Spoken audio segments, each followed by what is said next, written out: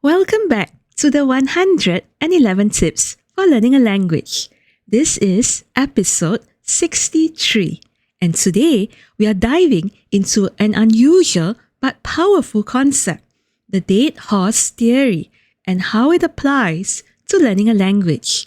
You may have heard the phrase beating a dead horse, which refers to continuing an effort that is no longer useful.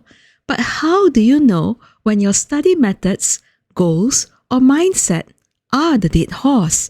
And when should you move on?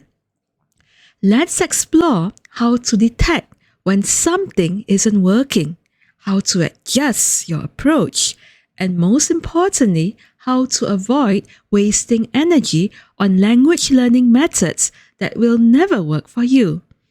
The dead horse theory in language learning. The dead horse theory suggests that if a strategy no longer works, stop using it. But here's the catch. Most of us don't realize we are on a dead horse until it's too late.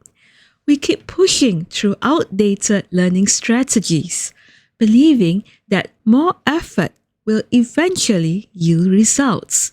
We blame ourselves for not being smart enough or motivated enough when in reality we might just be riding the wrong horse. Here's where self-awareness and rational decision-making come to play. How can you tell if you're stuck beating a dead horse in your language journey? Knowing when you're beating a dead horse. The problem with detecting failure is that you don't know what you don't know. Let's borrow a concept from physical health. If illness was visible like a dark cloud, we'll take action immediately. But since we don't see the signs, we ignore them until the symptoms force us to act. Language learning is in the same way. We often don't realize our methods are failing until we have wasted months or even years without progress. So let's look at 3 key warning signs that tell you it's time to change your approach. Over-reliance on natural senses. Stop assuming your intuition is always correct. Many learners assume that if they are not struggling, then their study method must be working. But feeling comfortable does not always equal progress.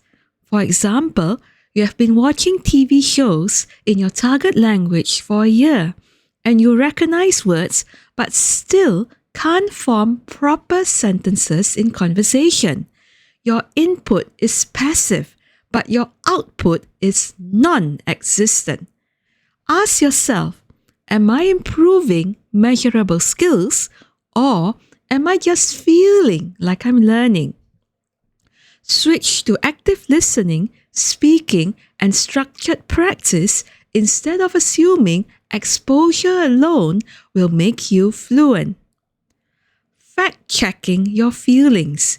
Your emotions might be lying to you. Many learners quit too soon because they feel like they are not making progress.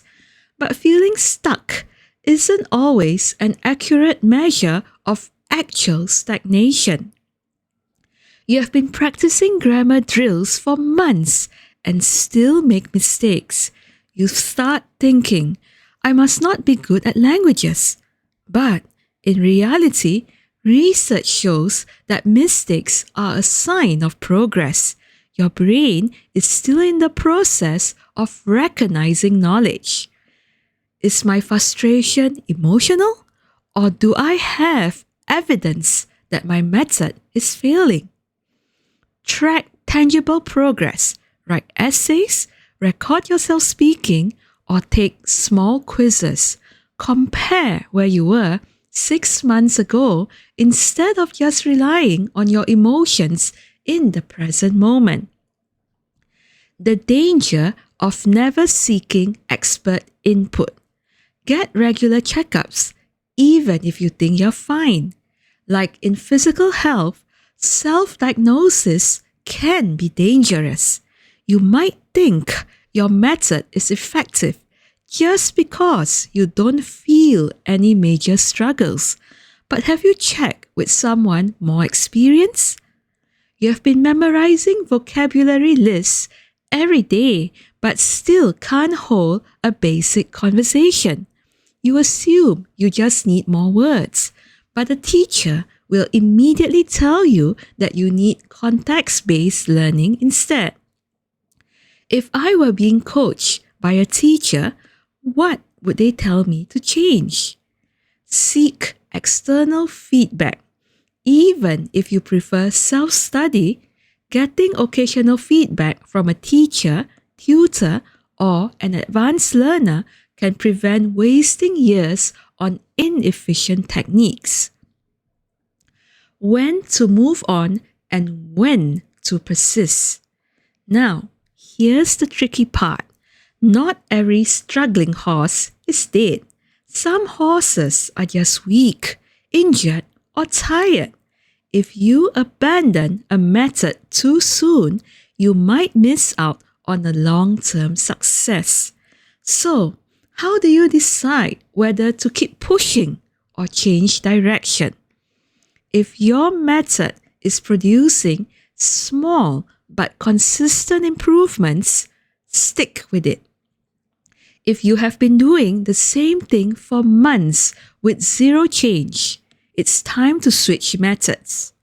If an expert tells you it's ineffective, but you insist on doing it anyway, you might be emotionally attached to a dead horse. Remember, hard work alone doesn't guarantee success. You need the right strategy, not just more effort. Making smarter decisions in language learning. We've talked about avoiding dead-end methods, but what about choosing winning strategies? Test, measure, adjust. Try a method for 30 days. If there's no improvement, tweak it. If there's still no improvement, switch it out entirely. Avoid sunk cost fallacy. Just because you've spent 6 months using a method doesn't mean you should keep doing it. It's okay to pivot.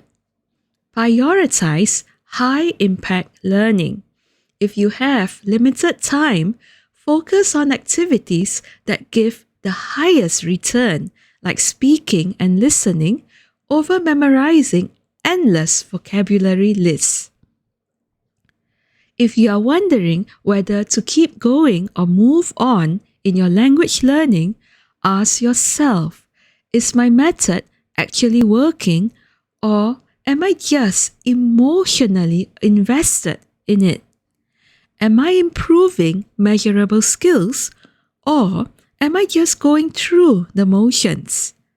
Have I sought external feedback to confirm my strategy is sound? Remember, not every struggling method is a dead horse, but when something is a dead horse, don't waste time beating it. Be flexible, be strategic, and most importantly, be honest with yourself about what is and what isn't working. That's it for today's episode. Until the next time, I wish you inspired learning and fewer dead horses on your journey to fluency. Namaste.